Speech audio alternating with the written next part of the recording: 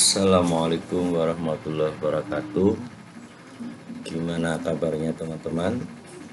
Pada pertemuan kali ini saya ingin membahas tentang materi permintaan.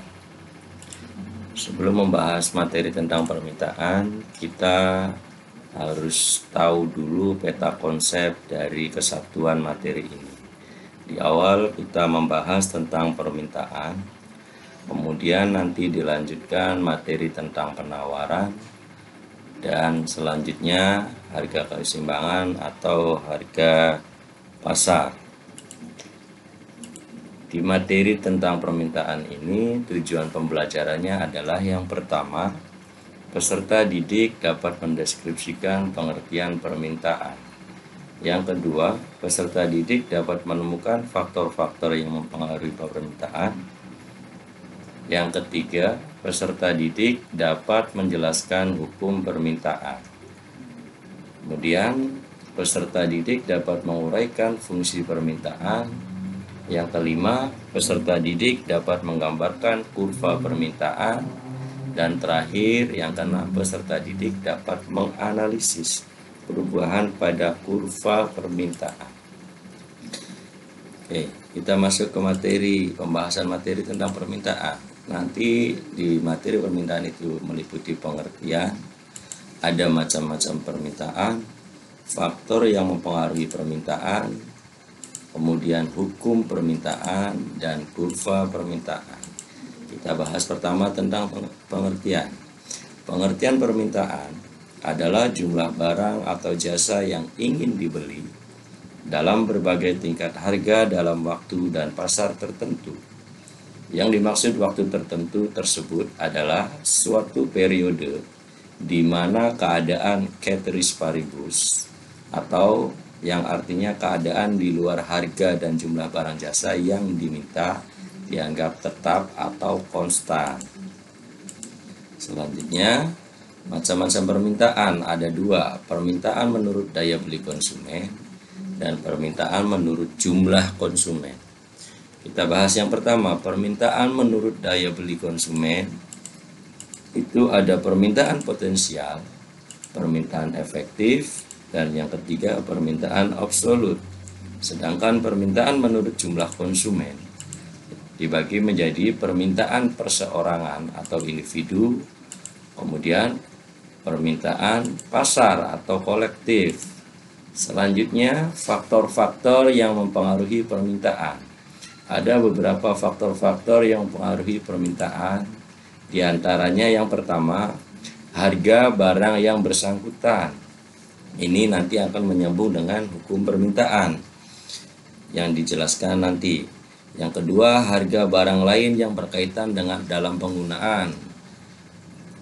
Ketiga, barang pelengkap atau komplementer. Ada barang pengganti substitusi.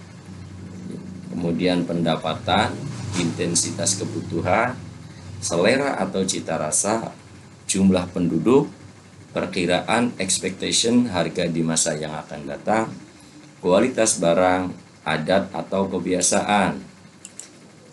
Hukum permintaan. Sebelum kita membahas tentang hukum permintaan, artinya kita posisikan diri kita sebagai pembeli atau konsumen. Jadi nanti di materi berikutnya ada tentang penawaran. Kalau penawaran kebalikannya, posisikan sebagai penjual atau produsen. Oke, kita bahas tentang hukum permintaan. Hukum permintaan berbunyi bila harga suatu barang naik, maka jumlah permintaan barang tersebut akan turun. Sebaliknya, bila harga barang tersebut turun, maka jumlah permintaannya akan naik dengan asumsi ceteris paribus. Kita bahas, bila harga suatu barang naik, maka jumlah permintaan barang tersebut akan turun. kita posisikan sebagai pembeli. Jika harganya naik, maka permintaannya turun atau berkurang. Berbeda lagi jika harganya turun lebih rendah, maka permintaannya akan naik. Begitu bisa dipahami ya. Selanjutnya membahas tentang kurva permintaan. Kurva permintaan merupakan kurva yang menunjukkan hubungan antara tingkat harga dengan jumlah barang yang diminta. Untuk dapat menggambar kurva permintaan, terlebih dahulu dibuat daftar schedule permintaannya.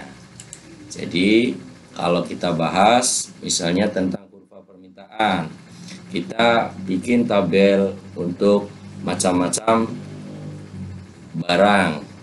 Harga barangnya misalnya sekian, kemudian permintaannya jumlahnya sekian. Terus misalnya permintaan akan sepatu, kalau harganya itu 1000, nah, permintaannya 20. Kalau harganya 2000, maka sesuai hukum permintaan, permintaannya akan turun misalnya menjadi 15 atau menjadi 10, seperti itu. Nah, ini salah satu contoh dari fenomena permintaan. Ketika permintaan itu meningkat, sedangkan jumlah alat pemenuh kebutuhannya itu terbatas atau berkurang, maka akan terjadi fenomena seperti ini. Oke, demikian pembahasan tentang materi permintaan kali ini. Di pertemuan berikutnya kita bahas tentang materi penawaran. Sekian, terima kasih. Assalamualaikum warahmatullahi wabarakatuh.